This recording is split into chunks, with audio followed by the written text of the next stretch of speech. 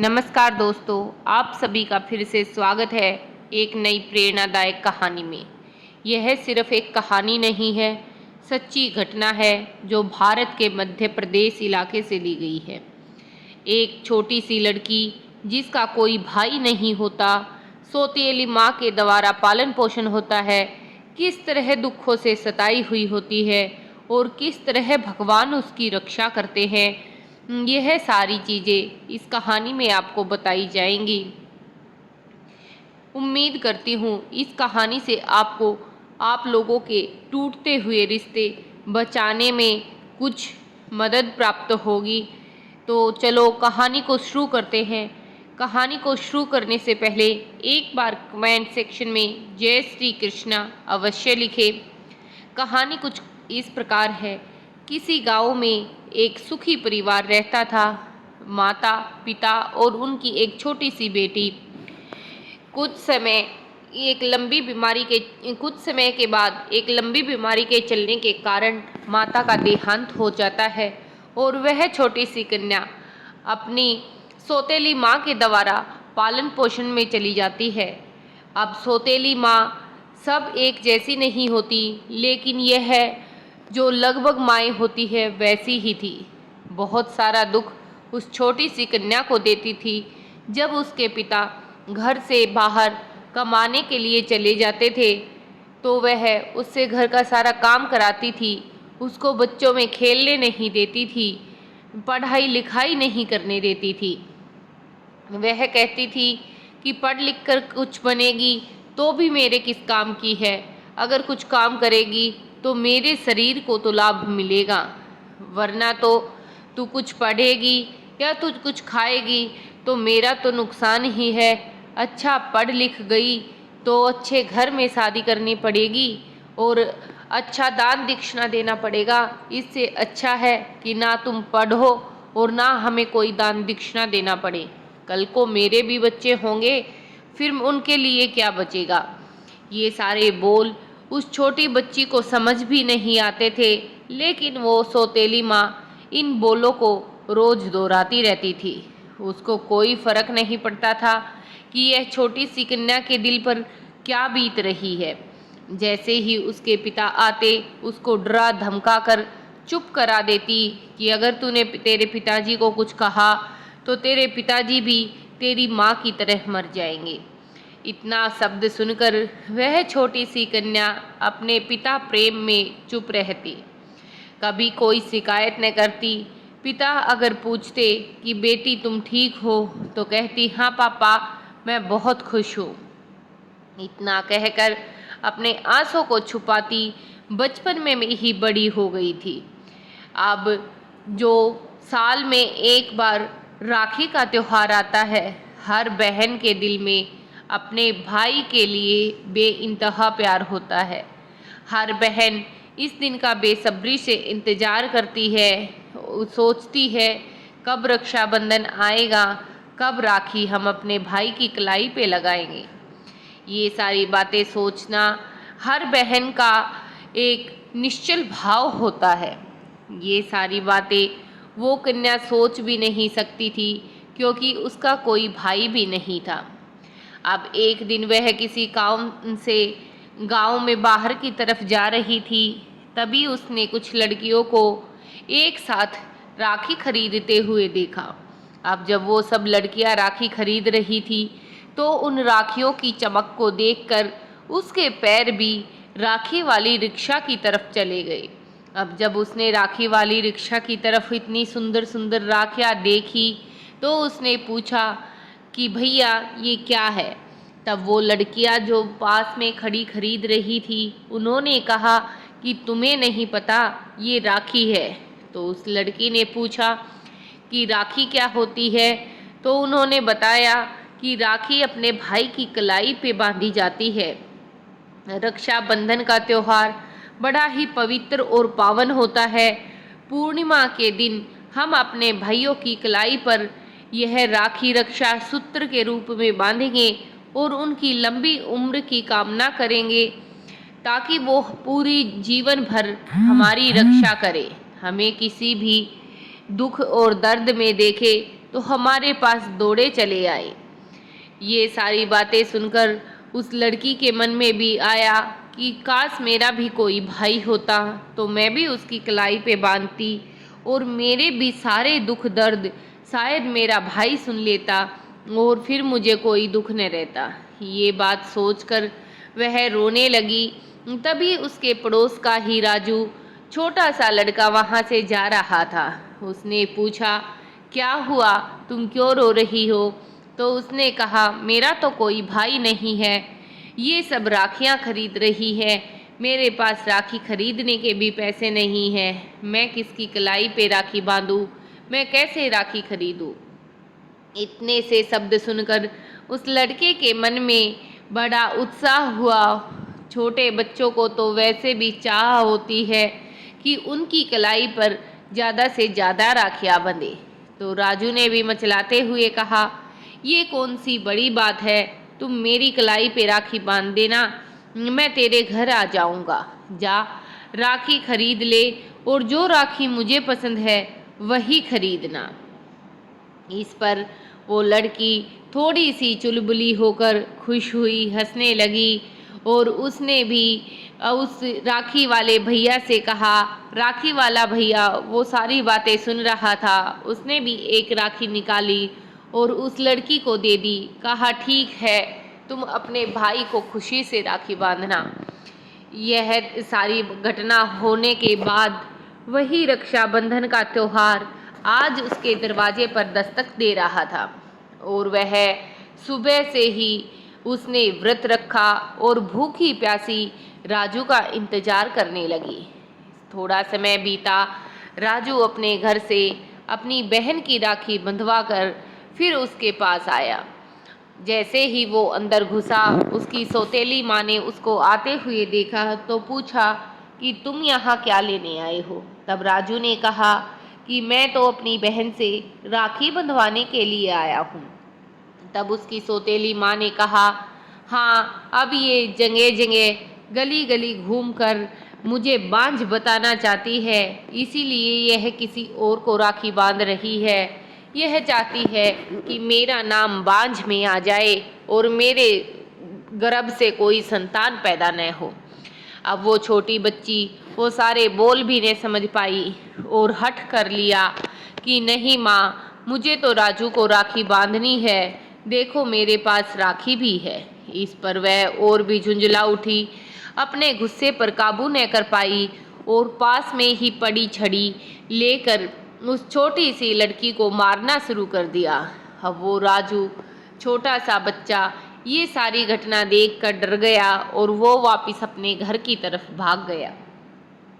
अब वो रोए जा रही, चिल्लाए जा रही कि माँ, मुझे तो बस राखी बांधनी है, एक बार राजू को राखी बांधने दो।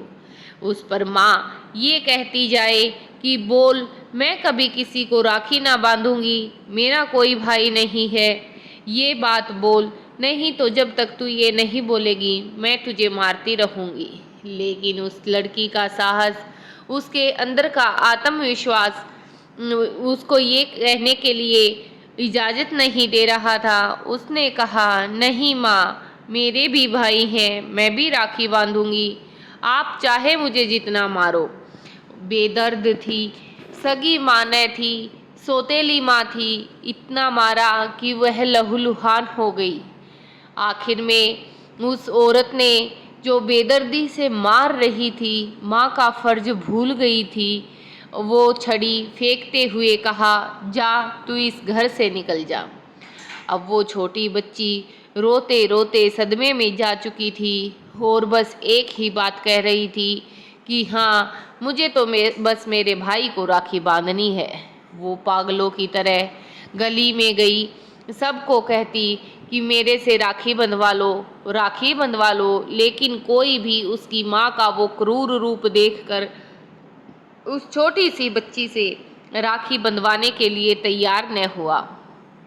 सबने देखा कि इसकी माँ तो ऐसे मारती है, अगर कहीं उसको गुस्सा आया तो वो हमें भी न मार दे।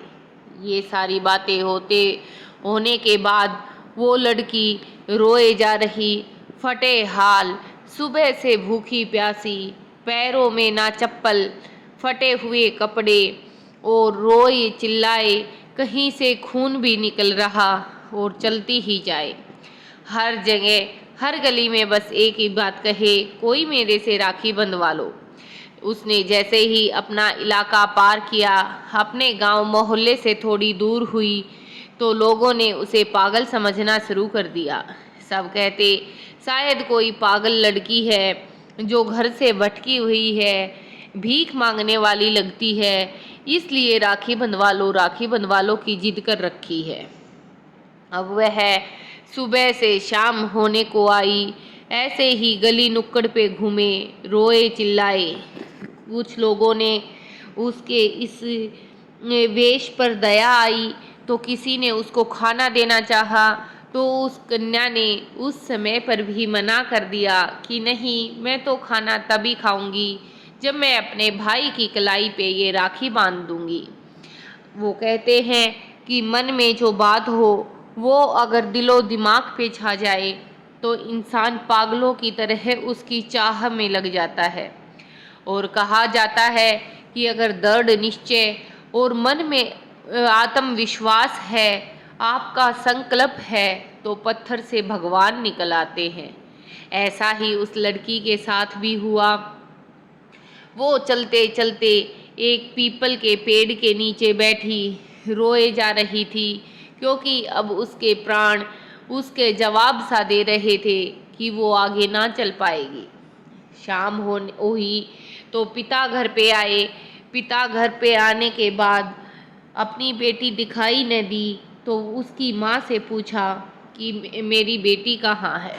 तब सौतेली माँ ने टालना चाहा और कहा यहीं कहीं गाँव मोहल्ले गली में खेल रही होगी, पूरा समय तो ऐसे ही करती है, यहाँ से वहाँ खेलती रहती है, ना मेरा कोई काम कराती है, ना मेरे किसी काम में हाथ बटवाती है।